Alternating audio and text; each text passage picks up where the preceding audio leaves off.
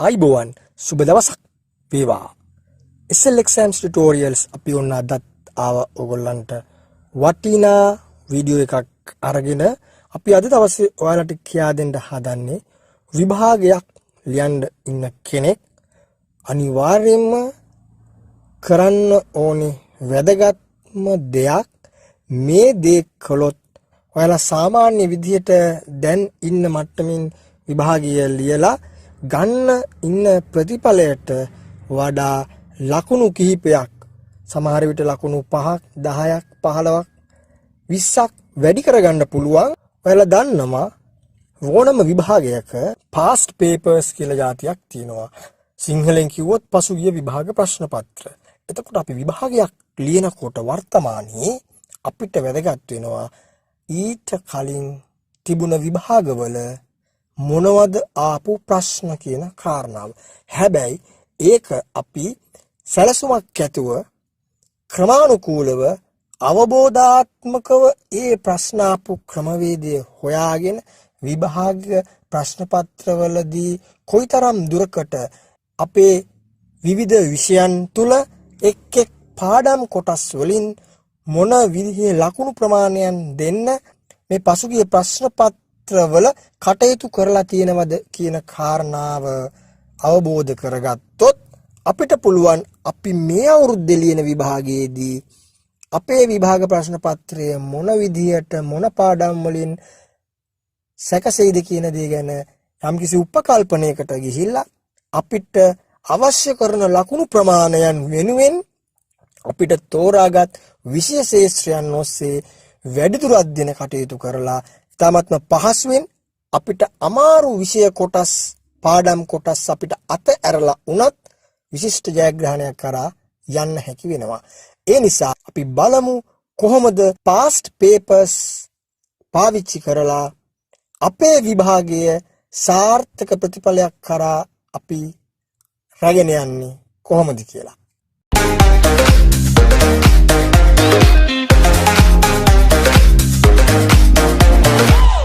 මේ වැඩේට මොනවද අපිට ඕන කරන්නේ?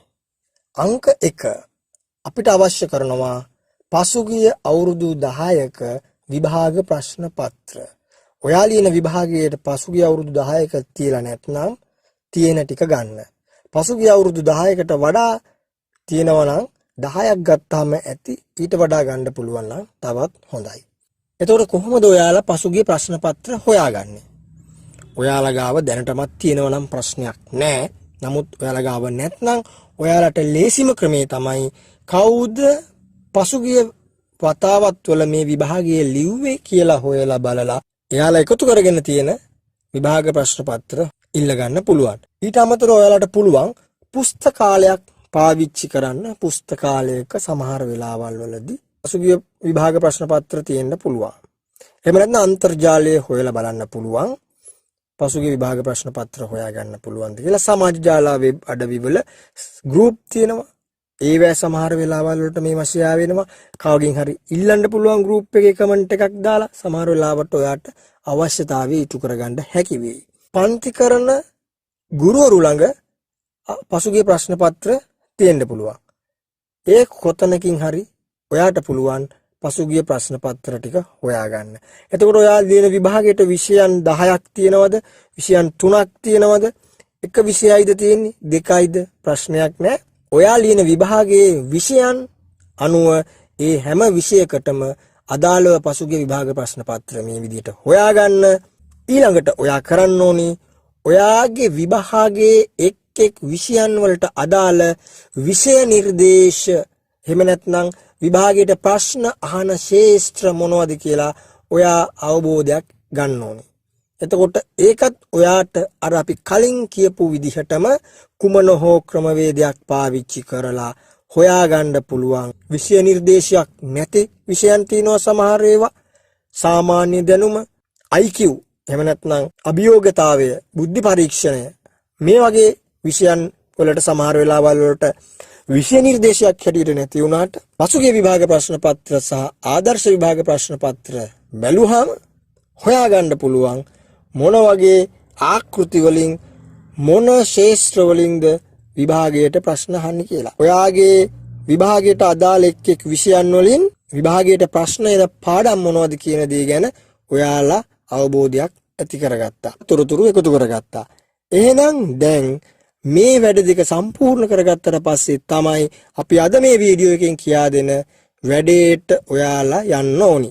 මේ දේවල් ටික සූදානම් කරගත්තා නම් ඊළඟට ඔයා A4 කඩදාසි පෑන් අඩි රූල් සූදානම් කරගෙන එන්න මේ වැඩේ කරන්න. කොටු රූල් CR කොල ගන්න පුළුවන් නම් ඒකත් ඔයාට පහසුවක් වෙයි. නැත්නම් පූල්ස් කැප් කොල ගත්තත් ප්‍රශ්නයක් නැහැ. දැන් බලමු මොකක්ද අපි කරන වැඩේ කියලා.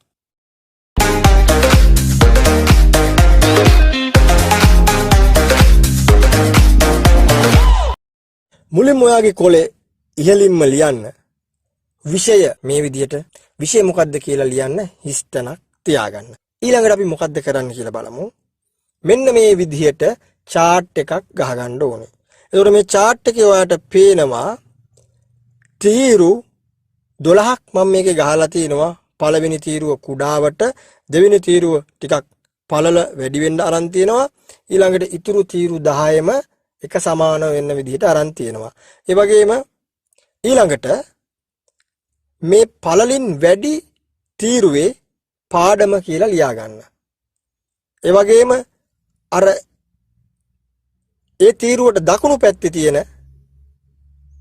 එක සමාන තීරු 10 උඩ කොටසේ එක් එක් වසරවලදී වෙන් කර ඇති ලකුණු කියලා ලියා ගන්න.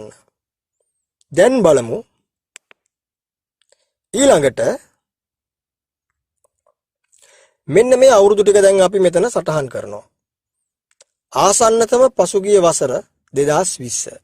ඊළඟට 2019, 18, 17, 16, 15, 14, 13, 12, 11. මේ විදිහට අපි සටහන් කරගත්තා. 2020 විභාගයක් තිබ්බේ නැත්නම් ඔයාලට 2020 අයින් කරලා අනිත් පැත්තෙන් 2010 වෙනකන් ගන්න පුළුවන්. මීට වඩා ගන්න පුළුවන් නම් තවත් හොඳයි. මෙච්චර පරණ අවුරුදු වල පාස් පේපර්ස් වලට හොයාගන්න බැරි වුණා නම් තියෙන ටිකෙන් වැඩේ කරගන්න. ඊළඟට පළවෙනි තීරුවේ පේලි 3 බැගින් තියාගෙන තියෙනවා අපි. ඒ පේලි 3 කෙටි රචනා මුළු කියලා දාලා තියෙනවා. මීට අමතරව ව්‍යුහගත ප්‍රශ්න පත්‍රත් එනවා නම් මේ රචනාවලට කලින් හෝ පසුව ව්‍යුහගත කියලා තවත් තීරුවක් ඇතුළු කරගත්තට කමක් නැහැ. අපි මේක ලස්සන කරගත්ත වර්ණ යොදලා ඔයාලා එහෙම කරගන්න අවශ්‍ය වෙන්නේ නැහැ. ඔයාලට තියෙන සම්පත් වලින් හැකි විදිහට මේ chart එක සකස් කරගන්න. ඒතර මම උදාහරණයක් අරගෙන ඔයාලට මේක කියා දෙන්නම්. මම ගන්නවා මම මේ පාර සූදානම් වෙන විභාගයේ එක් විෂයක් හැටියට ගණිතය කියලා විෂයක්. එතකොට මම උඩින් විෂය කියන තැනින් ගණිතය කියලා ලිව්වා. ඊළඟට මගේ මේ විෂයේ විවිධ පාඩම් තියෙනවා විභාගයට ප්‍රශ්න එන. ඉතින් මම පළවෙනි පාඩම හැටියට සමීකරණ කියන පාඩම තෝරගත්තා. ඒක මම මේ විදිහට පළමුවෙනි පේලියේ පළමු කොටුවේ පාඩම යටතේ පළමු කොටුවේ ලියාගත්තා. ඊට පස්සේ දැන් මම ගන්නවා පසුගිය විභාග ප්‍රශ්න පත්‍ර කට්ටලෙන් පසුගිය ආසන්නතම පසුගිය වසර 2020 අවුරුද්දේ විභාග ප්‍රශ්න පත්‍ර කට්ටලේ ගණිතය විෂයට අදාළ. අපි හිතමු මේ විෂයට තිබුණේ කෙටි ප්‍රශ්න පත්‍රයක් සහ රචනා ප්‍රශ්න පත්‍රයක් විතරයි කියලා. එතකොට මම මුලින්ම ගන්නවා කෙටි ප්‍රශ්න පත්‍රය. කෙටි ප්‍රශ්න පත්‍රයේ පළවෙනි ප්‍රශ්නේ ඉඳලා අවසන් ප්‍රශ්නේ දක්වා මම බලාගෙන යනවා. මට ඒ බලාගෙන යනකොට මගේ දැනුමේ අවබෝධයේ හැටියට මේ සමීකරණ පාඩම යටතේ කොච්චර ප්‍රශ්න අහලා තියෙනවද කියලා මම හඳුනා ගන්නවා. මම ඒවට පුංචි සලකුණක් යොදා ගන්නවා.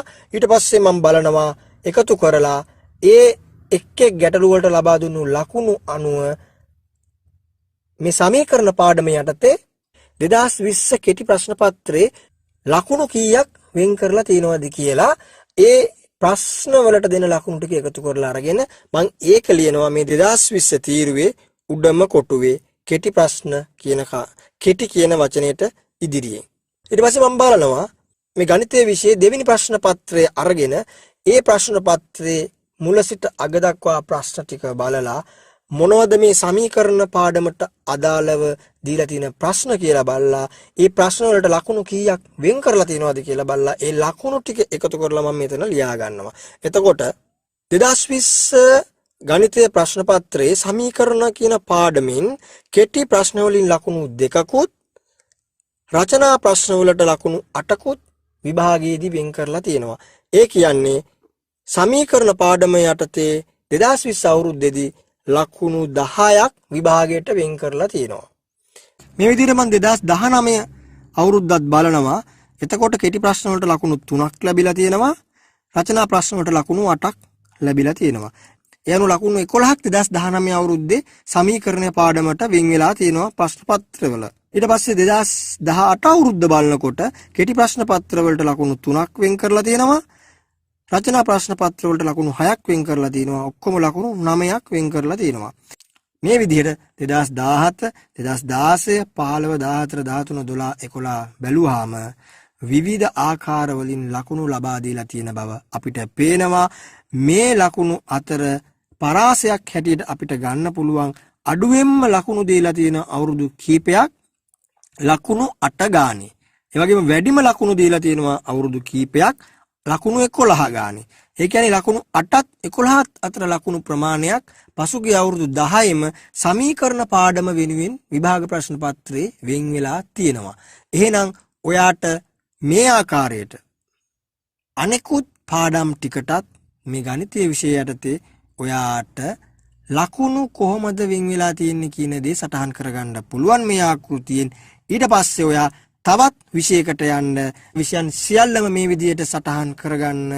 එතකොට දැන් ඔයා එකතු කරගෙන තියෙනවා ඔයාගේ විභාගයට අදාළව පසුගිය අවුරුදු වල ප්‍රශ්න වලට මොන විදිහටද ලකුණු ලබා දීලා තියෙන්නේ. එතකොට ඔයාගේ ඉලක්කය මේ පාර විභාගයේදී ලකුණු කීයක් අරන් මොන වගේ සාමාර්ථයකට යන්නද? ඒ සාමාර්ථයට යන්න පහසුම ක්‍රමේ මොන පාඩම් ටික ගැන වැඩි අවධානයක් යොමු කරලා මහන්සි වෙන එකෙන්ද? ඔයාට අමාරු පාඩම් මොනවද? ඒවට ලකුණු කොච්චරක් වෙන් වෙලා තියෙනවද? ඒ පාඩම් අතෑරියට කමක් නැද්ද? අතෑරියොත් ඔයාට ලොකු හානියක් වෙනවද? එහෙම නැද්ද? එහෙම වෙන්නේ නැත්නම් ලොකු හානියක් වෙන්නේ නැත්නම් ඔයාට බය නැතුව ඔයාට අමාරු පාඩම් අතෑරලා දාලා ලේසි පහසු පාඩම් එක්කලා ඔයාගේ ගමන යන්න හිත හදාගන්න පුළුවන්. ඒ වගේම ඔයාගේ පසුගිය විභාග ප්‍රශ්න පත්‍ර 10ක් දැන් තියෙනවා හැම විෂයකින්ම. එතකොට මේ ප්‍රශ්න පත්‍ර දිහා බලන්න, මේ ප්‍රශ්න කරන්න, මේ ප්‍රශ්න වලදී ඔයාට අමාරු වෙන තැන් ඊට පස්සේ ඔයා තීරණය කරගන්නවා මම මෙන්න මේ පාඩම් ටිකෙන් තමයි මේ පාර විභාගෙ ලියන්නේ. එහෙනම් මේ පාඩම් ටිකේ මට ගැටලුවක් වෙන තැන්, අමාරු වෙන්න පුළුවන් තැන් මොනවද කියලා මම හොයාගෙන ඒ ගැටලුකාරී තැන් ටික කලින් විභාගෙ ලියපු කෙනෙක් හරි ගුරුවරයෙක්, යාළුවෙක් කවුරු හෝ හම්බ වෙලා අන්තර්ජාලය හෝ භාවිතා කරලා මම ඒ ගැටලු ටිකත් निराකරණය කරගත්තොත් බය නැතුව මට ඒ පාඩමින් එන ඕනම ප්‍රශ්නයකට උත්තර ලියන්න පුළුවන් කියන සහතිකය මගේ හිතේ තියෙනවා. ඒ නිසා මට බය නැතුව මට අමාරු වෙච්ච පාඩම් ටික අතහැරලා දාලා විභාගය සාර්ථකව ලියන්න පුළුවන් බව මම දන්නවා විභාගයට යන්න කලින්. එහෙනම් ඔයා විභාගයට යන්න කලින් අඩුම ගානේ මාස 3කටවත් පෙර මේ දේවල් ටික සම්පූර්ණ කරගෙන හොඳ චිත්ත ධෛර්යයක් ඇති කරගන්න ඔයා විභාගයේ මොන දාතියේ ප්‍රශ්න ඇහුවත් ඒකට උත්තර දෙන්න සූදානම් කියන විශ්වාසයෙන් විභාගයට යන්න ඕන කරන පරිසරය හදාගන්න. මෙන්න මේ පසුගිය විභාග ප්‍රශ්න පත්‍රවල ව්‍යුහය හඳුනා ගැනීමේ ක්‍රමවේදය අපි අද ලබා දුන්න. හොඳට අධ්‍යයනය කරන්න, හොඳට ක්‍රියාත්මක කරන්න. මේක භාවිතයට ගන්න පැහැදිලිවම බලලා විතරක් පැත්තකට වෙන්න එපා. මේකෙන් උපරිම ප්‍රයෝජනය ගන්න. ගොඩක් අයට මිස් වෙන තැනක්, ගොඩක් අය හිතන්නේ නැති තැනක්. ඔයාලා ඒ අය අභිබවා ඉස්සරහට යන්න තරඟකාරී විභාගයක් තුල අනිත් අය අභිබවා ඉදිරියට යන්න ඔයාලට මේ උපක්‍රමය ගොඩක් ප්‍රයෝජනවත් වෙයි. අපි තවත් මේ වගේ වීඩියෝවක් එක්කලා හමු වෙමු. එතෙක් ඔයාලට ජය වේවා.